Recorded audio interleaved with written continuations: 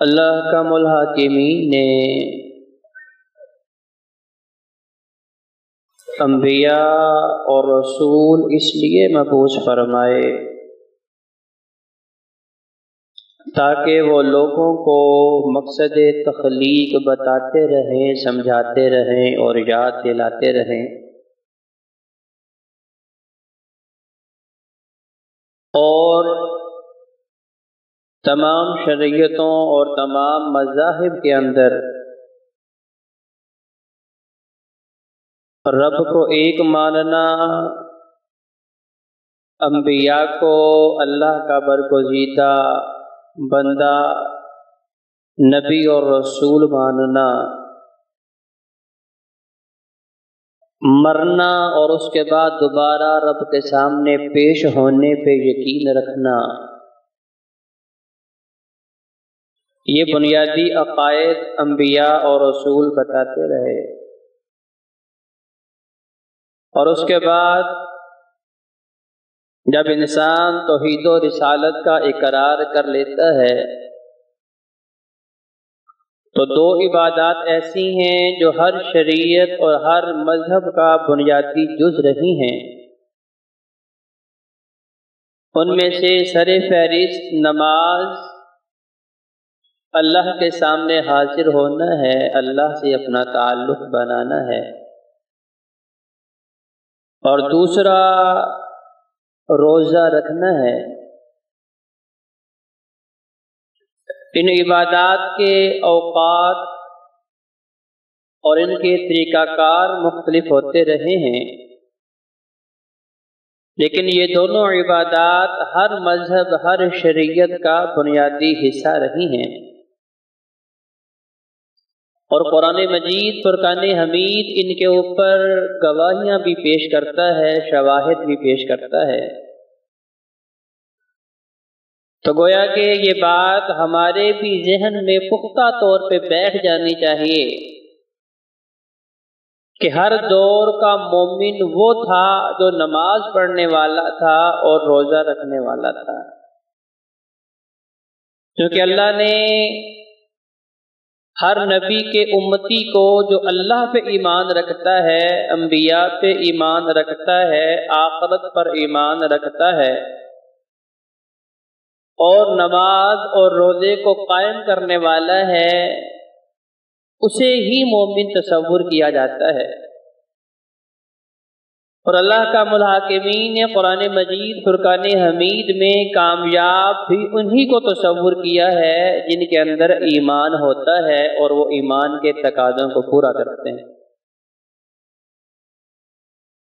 تو اس لیے سب سے پہلے تو ہمیں بھی رب سے یہ توفیق مانگنی ہے کہ اللہ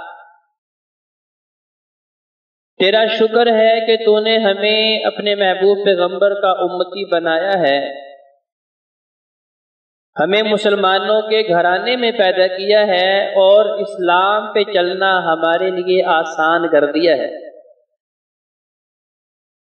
ورنہ وہ لوگ جو دارالکفر میں رہتے ہیں، ایسے ممالک میں رہتے ہیں جہاں کا بنیادی مذہب اسلام نہیں ہے، تو ان کا اسلام کی طرف آنا اور اسلام پہ چلنا بڑا مشکل ہے۔ تو اگر اللہ تبارک و تعالی نے بن مانگے ہی ہمیں یہ نعمت عظمی عطا کی ہے تو ہمیں ہر لمحہ اس کے اوپر رب کا شکر ادا کرنا ہے کہ اللہ نے ہمیں بن مانگے اسلام دیا ہے، اور پھر ان اسلامی تعلیمات پہ عمل کرنے کے لیے ہمارے لیے 1% بھی مشکل نہیں ہے کہ ہمارے سامنے کوئی گن لے کے کھڑا ہے کہ تم مسجدوں میں نہیں جا سکتے، ہمارے اوپر کو زور زبردستی کرتا ہے کہ تم قرآن نہیں پڑھ سکتے، ہمارے اوپر کو زور زبردستی کرتا ہے کہ رب کے علاوہ تم دوسروں کو بھی رب مانو، تو ایسے معاملات الحمدللہ ہمارے لیے نہیں ہیں۔ تو یقیناً یہ اللہ تبارک و تعالیٰ کا ہم پہ بہت بڑا احسان اور انعام ہے، تو اس پہ ہمیں رب کا ہمیشہ شاکر رہنا چاہیے۔ دوسرے نمبر پہ رب سے یہ توفیق مانگنی ہے کہ اللہ ہمیں نماز اور روزہ قائم کرنے کی توفیق دے دے، کیونکہ وما توفیقی الا باللہ، انسان اگر نیکی کرتا ہے تو جب تک رب کی رحمت شامل حال نہ ہو انسان رب کے سامنے جھک بھی نہیں سکتا۔ اب جو لوگ نمازیں نہیں پڑھ رہے، جو لوگ رب کی طرف نہیں آ رہے، جو لوگ رب سے اپنا تعلق قائم نہیں کر رہے، انہیں یہ سوچنا چاہیے کہ ان کے کون سے برے اعمال کی نحوست ہے، ان کی کون سی بدعمالی ہے جو انہیں رب سے دور کرتی جا رہی ہے، کیونکہ جن کا تعلق رب کے ساتھ ہوتا ہے رب انہیں اپنے سامنے جھکنے کی توفیق دے دیتا ہے۔ تو لہذا جو لوگ آ رہے ہیں، میں اور آپ سارے کے سارے اس لحاظ سے خوش نصیب ہیں کہ وما توفیقی الا باللہ، رب نے توفیق دی ہمیں کہ ہم اس کے گھر میں حاضر ہیں، ہم اس کے بلاوے پہ لبیک کہتے ہوئے آ جاتے ہیں۔ جب رب کی طرف سے اعلان ہوتا ہے کہ لوگوں کامیابیوں کا وقت آ چکا ہے تو رب توفیق دیتا ہے تو کامیابیاں لوٹنے والے اللہ کے گھروں کا رخ کرتے ہیں۔ تو ہم نے رب سے توفیق مانگنی ہے کہ اللہ ہمیں صحیح معنوں میں نمازی بنا۔ نماز پڑھنے کا مقصد کیا ہے؟ لعلکم تتقون، نماز پڑھنے کا مقصد کوئی اور نہیں، صرف ایک ہی مقصد ہے کہ انسان کا دل جو ہے گناہوں کی غلاظتوں سے پاک ہو جائے، اس کا دل ایمان سے منور ہو جائے، اس کا دل تقوی سے، خوف خدا سے، خشیت الہی سے مزین ہو جائے، پر نور ہو جائے۔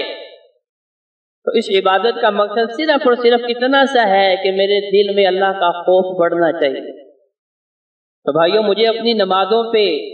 ذرا جائزہ لینا چاہیے، تجزیہ کرنا چاہیے کہ کیا میری نمازیں میرے دل میں اللہ کا خوف پیدا کر رہی ہیں کہ نہیں کر رہی۔ اگر کر رہی ہیں تو اللہ نے قرآن میں کیا فرمایا کہ نمازیں فحاشی و عریانی سے انسان کو روکنے والی ہیں۔ تو فحاشی و عریانی سے کون رکتا ہے؟ جس کے دل میں اللہ کا خوف ہوتا ہے، ورنہ تنہائی میں بیٹھ کے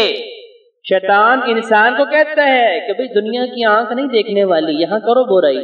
اس برائی میں لذت ہے، اس میں سرور ہے، اس میں مزہ ہے، لہذا تم یہ برائی کر سکتے ہو، دنیا کی آنکھ تمہیں نہیں دیکھ رہی، کوئی انسان یہاں موجود نہیں ہے، کسی کو کانوں کان خبر نہیں ہوگی۔ اب یہ جھان سے شیطان دلاتا ہے، تو جو ہم میں سے تنہائی میں بیٹھ کے برائی کرتا ہے اس کا مطلب کیا ہے کہ ابھی ایمان اور تقوی اس کے دل کے اندر پیدا، تو کسی سے پوچھنے کی تو ضرورت ہی نہیں ہے کہ بھائی میری نمازیں قبول ہو رہی ہیں کہ نہیں ہو رہی، تمہاری نمازیں ہو رہی ہیں کہ نہیں ہو رہی۔ ہر انسان کے پاس جو ہے تھرمامیٹر موجود ہے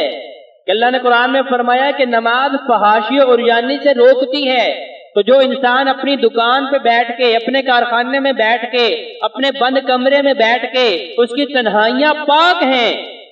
اس کی خلوتیں پاک ہیں، اس کی جلوتیں پاک ہیں، اس کا ظاہر پاک ہے، اس کا باطن پاک ہے، تو بھائی اس کا مطلب کیا ہے کہ اس نے مقصد نماز کو پا لیا ہے، اور اس کی نماز واقعی بارگاہ الہی تک پہنچ رہی ہے اور قبول ہو رہی ہے، اور اس کے ثمرات اور اس کے اثرات جو ہیں اسے دنیا کے اندر ہی مل رہے ہیں۔ اور یہی نتائج نبی کریم صلی اللہ علیہ وآلہ وسلم کو اللہ نے بتائے کہ جو لوگ روزہ رکھیں گے، یا ایھا الذین آمنوا، چونکہ اللہ مخاطب کن سے ہے؟ ایمان والوں سے، چونکہ اللہ چاہتا ہے کہ اللہ کے بندے ایمان والے ہوں۔ شیطان کی کوشش کیا ہے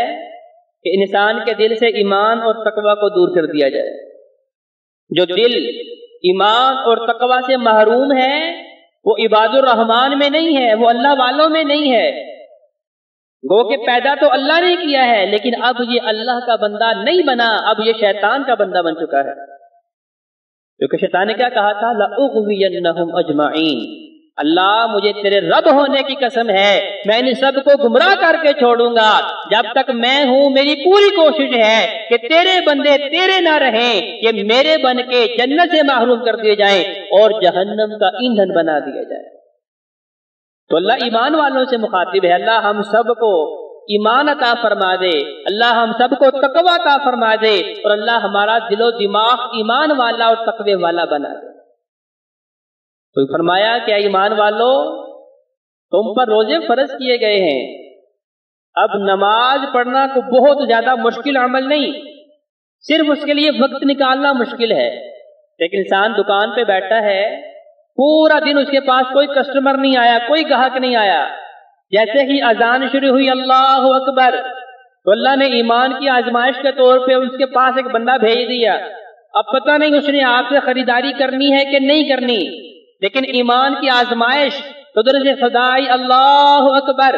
وہ اللہ جو رزاق ہے، وہ اللہ جو خالق ہے، وہ اللہ جو رب ہے، وہ اللہ جو حی القیوم ہے، جو زندگی اور موت کا مالک ہے، اللہ اکبر، اس کے سامنے جھکنے کا وقت آ چکا ہے۔ اور رزق کے وعدے اس نے کیے ہیں کہ جب تک تمہاری دھڑکنیں چل رہی ہیں، جب تک تمہاری سانسیں چل رہی ہیں، تمہیں رزق دینے کا بندوبست میرا ہے۔ یہ وعدہ کس نے کیا ہے؟ اللہ کا الحاکمین نے کیا ہے۔ تو ہمارا اب یقین اللہ سے ختم ہو کے تو اس کسٹمر کے اوپر آ گیا ہے۔